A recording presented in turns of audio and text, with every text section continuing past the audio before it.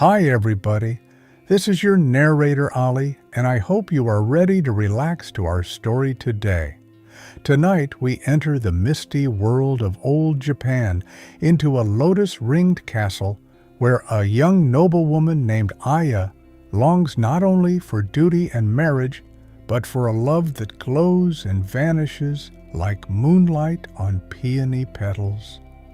Let the noise of the day fall away as we walk with her among the flowers.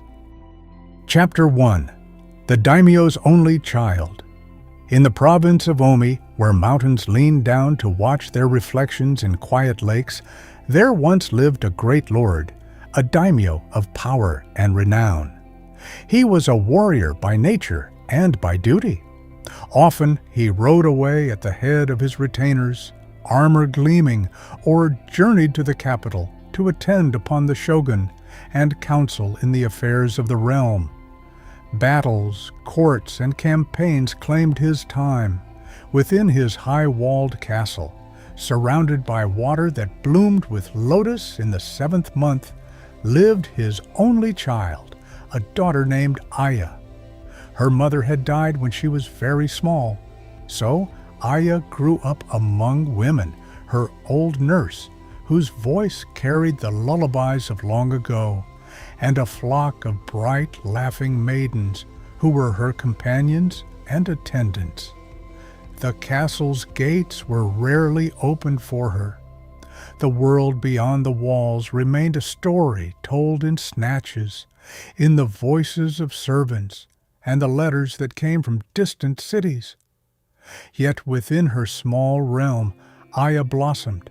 Her steps were light, her laughter clear. She was like one of the lotus flowers that lined the moat, rooted in stillness, yet opening bravely toward the sky. Chapter 2. 16 Springs and a Father's Gaze. Years slipped by as quietly as silk sliding through careful fingers.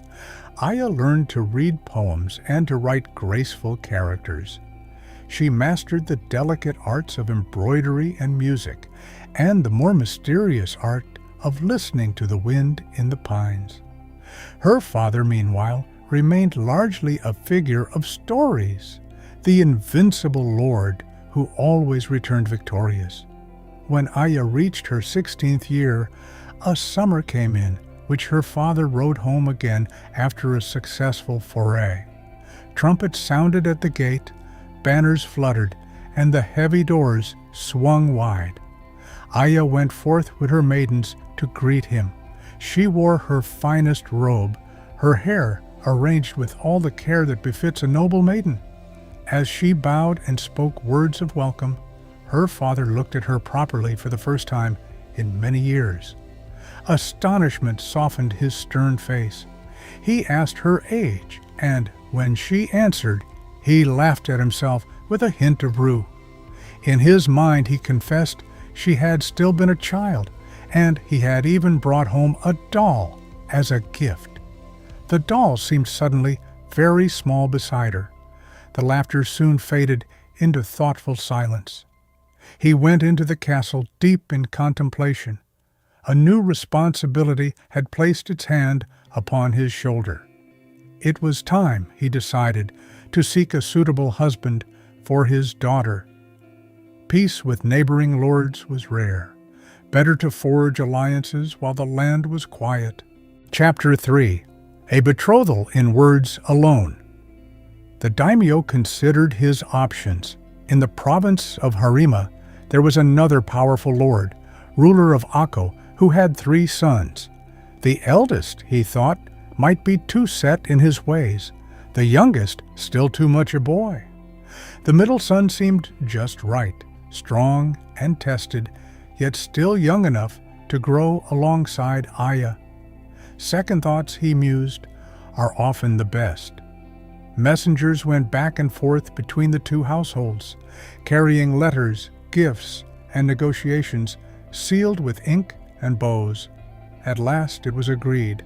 Aya would be betrothed to the middle son of Akko. There was great rejoicing throughout the countryside. It was said that the match was auspicious.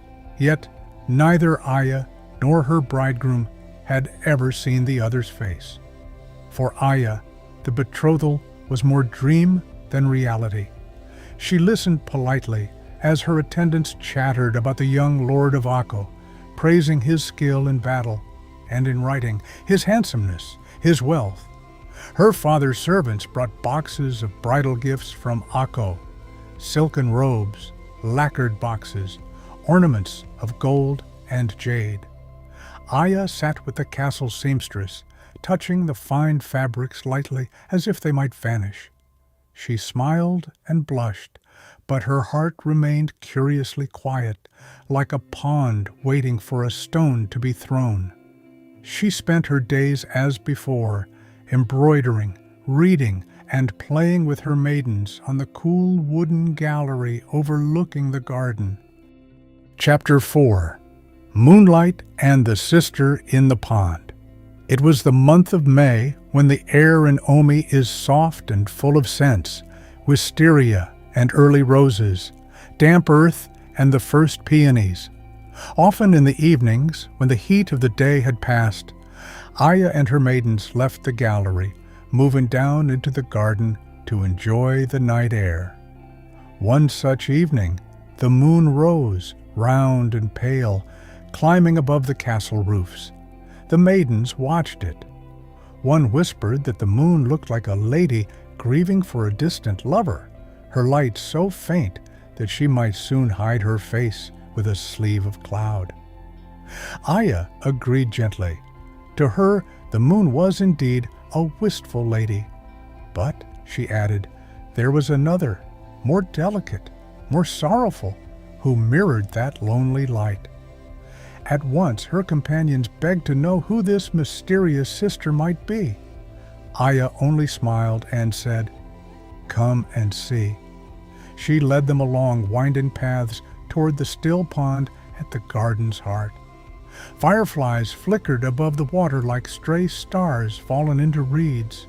Frogs sang low notes that seemed almost like drums in a distant festival. Hand in hand, the girls leaned over the edge and looked down. There, trembling on the surface, floated the reflection of the moon, her pale sister. They laughed softly at their own surprise, at the simple trick that nature plays. Yet the moment had a hushed magic. The pond was edged with peony bushes, heavy with blossoms. Aya loved peonies, and the bed had been planted for her pleasure. The flowers stood thick and high, petal upon petal of pink and white, like clouds that had decided for a while to become flowers instead. Chapter 5. The Night of the Peonies. As the maidens played near the water, Aya's wooden sandal slipped on a smooth stone. She felt herself pitch forward. The pond's dark surface rushed up toward her, and the world narrowed to the cold sheen of water. In that instant, strong arms caught her. A figure had leapt from the shadowed bank, swift and sure. Aya felt herself lifted safely back, held for a heartbeat that stretched into eternity. Her maidens, startled, saw only the outline of a young man, the glimmer of fine garments embroidered with peony blossoms, the flash of a sword hilt studded with jewels. Before they could cry out, he was gone, swallowed once more by the fragrant darkness. Aya stood trembling. Above her, the moon watched with wide, sad eyes. Below, her reflection in the pond, along with that of the moon's sister, stared up, equally astonished. Around her, the peonies breathed out their heavy scent. Without a word, Aya straightened and walked slowly back along the path. She dismissed most of her companions at the gallery stairs, keeping only one, Sada, her closest maid. Together they went to Aya's private chamber. There, the young lady sat down and touched idly at the embroidered patterns on her robe, tracing petals and leaves with a fingertip. Sada sat opposite, silent and watchful. After a long while, Aya began to speak in short, wistful phrases. The stranger, she said, had the air of a great lord. He was young and his face fair. He had saved her life, yet she had not even had time to thank him. Sada added that she had seen the moonlight catch on the jeweled mount of his sword. Aya remembered his robe, decorated with peonies, just like the flowers she loved. The conversation drifted.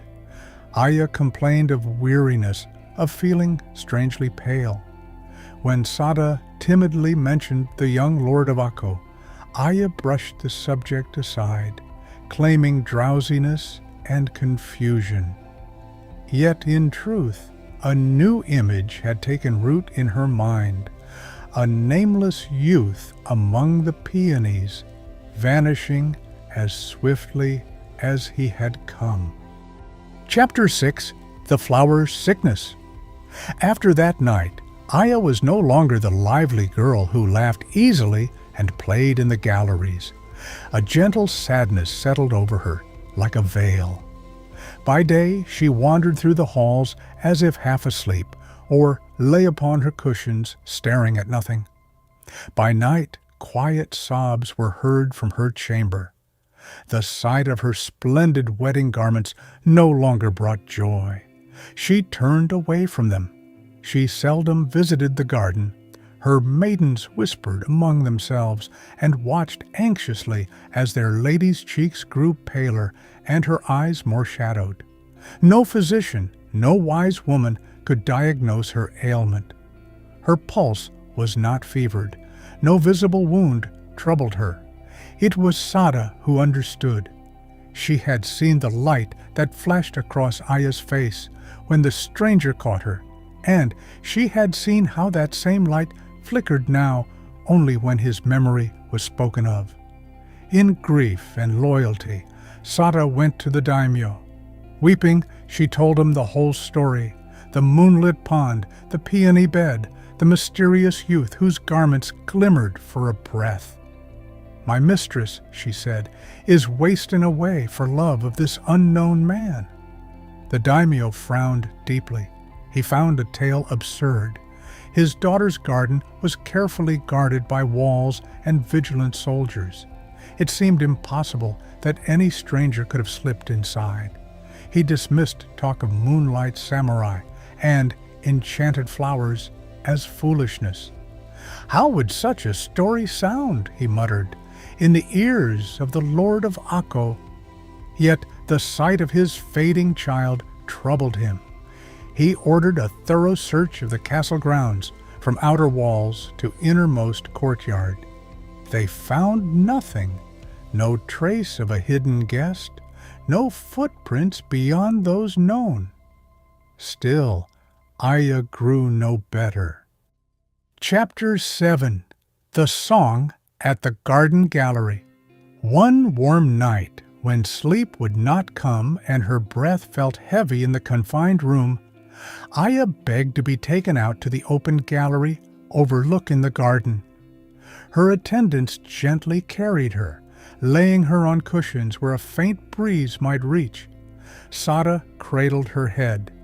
To soothe her, one of the household minstrels came forward with his biwa, a lute with a long neck and a resonant body. He began to play, plucking the strings with delicate fingers. A song rose, half question, half lullaby. It wondered what music truly was, whether it was real or a kind of dream, whether fragrance in the night was mere fancy or perhaps the voices of unseen souls. As the notes floated into the garden, the peony bushes near the pond stirred. From among them, a young man stepped forth, clear to every watching eye. His garments shone faintly, his sword flashed. The peony embroidery on his robe seemed to grow out of the flowers around him. Aya cried out and rose, stretching her arms toward him. For a heartbeat, their gazes met across the distance. Then, as quickly as dew evaporates in morning sun, the figure vanished. A hush fell. The minstrel, shaken yet inspired, lifted his instrument again. He sang now of a love more strange than death, fierce and blind, beyond all normal bounds. As his song swelled, the Knight of the Peonies appeared once more, tall and motionless among the blossoms, his eyes fixed on Aya. It was as if the music called him from another realm, and the music alone could send him back. Chapter 8. Petals in the Storm. Among the daimyo's retinue there was a warrior of great skill and courage. His blood would not permit such a silent challenge to his lord's honor. When the stranger appeared again, he drew his sword with a metallic whisper and leapt down from the gallery into the peony bed. His aim was to reach the intruder and test him in combat. At that very instant, the sky itself seemed to respond. A cloud swept across the face of the moon as though an enormous sleeve had brushed it.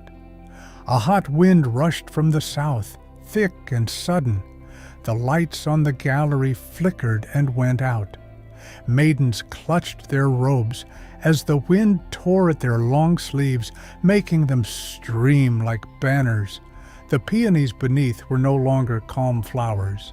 They thrashed like waves on a stormy sea, petals flying in whirls of pink and white, filling the air with an intoxicating scent. A mist rose, heavy and sweet, wrapping itself around everyone present. Eyes blurred, heads spun. It felt as if they were standing in the heart of a flower that had become a storm. When at last the wind ceased and the moon shone clear again, the garden had returned to its former stillness. The warrior stood at the foot of the gallery steps. His face was pale. His sword was bare but unstained. In his other hand he held a single, perfect peony, its petals unbruised despite the tumult. He seemed dazed. He declared that he had seized the intruder and that escape had been impossible. Yet all he held was the flower. Aya quietly stepped forward and asked for the bloom. Without understanding his own actions, the soldier placed it in her hands. She held it against her breast as if it were something infinitely precious. Her eyelids softened. Her breath slowed. She returned to her chamber and lay down, the peony resting above her heart. Sleep came at last, deep and undisturbed. Chapter 9. 9 Days of Bloom. From that night onward, Aya's condition changed. She kept the peony close, setting it by day in a bronze vase beside her, and at night, cradling it gently. Remarkably, the flower did not fade. Its petals did not droop or dry. Instead, with each passing day, it seemed to open further, growing more radiant. Color returned to Aya's cheeks. Her eyes regained their light. She laughed again at small things. She walked in the gallery and even ventured to the garden, though she did not go near the pond. To all who watched her, it was as though the mysterious night had poured his power into the single bloom, and that power now nurtured her. 9 days the peony remained fresh and beautiful. During those days, messengers arrived bearing news. The young Lord of Akko was on his way, traveling in state to claim his bride. Preparations quickened throughout the castle. Banners hung, kitchens filled with activity, musicians rehearsed. Aya submitted quietly to the arrangements, fittings of bridal robes, lessons in the ceremony sequence. Her smile was gentle but distant. The peony stood in its vase, shining softly. On the 9th day, the Lord of Akko rode through the gates, attended by retainers in full armor and servants carrying gifts. He was indeed handsome and dignified, a figure that would have set many hearts beating faster. The wedding took place amid great feastings, formal bows, and the clinking of cups. Guests praised the union and spoke of auspicious omens. Yet some remarked that the bride, though graceful and dutiful, looked somewhat pale, as if her thoughts were elsewhere. On that same day, unnoticed by most, the peonies' petals suddenly curled. The color drained from them, as if some unseen current had flowed away. By evening, the flower was a limp cluster of withered silk. Servants, seeing it thus, took it from the vase and threw it out with other spent blossoms. No one told Aya. Whether she sensed its passing or not, the story does not say. Closing reflection: the flower that fades. The tale of Aya, flower of the peony, leaves us standing between duty and desire, between the world of visible vows and the shadowed realm of secret longing. Aya fulfills her role. She accepts her father's choice, marries the noble lord, and steps into the life expected of her. Yet in the moonlit garden we glimpsed another possibility, one as fleeting as the reflection in the pond. Was the peony knight a spirit drawn from her own heart, a symbol of first love too wild to endure?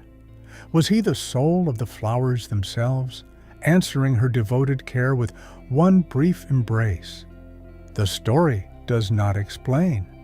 It gives us instead a single perfect blossom, remaining fresh for 9 days and then fading exactly when her new life is sealed. Perhaps it suggests that some loves come not to be possessed, but to awaken something, to heal a wound and then vanish. The peony is thrown away, but its memory remains, like a fragrance that lingers after the flower is gone. As you drift towards sleep, you might think of the peonies in your own life, those moments or people that came unexpectedly, saved you from some unseen fall, and then disappeared, leaving you both changed and a little wistful. Not all such encounters are meant to stay. Some are gifts for a season, meant to prepare the heart for the paths it must finally walk.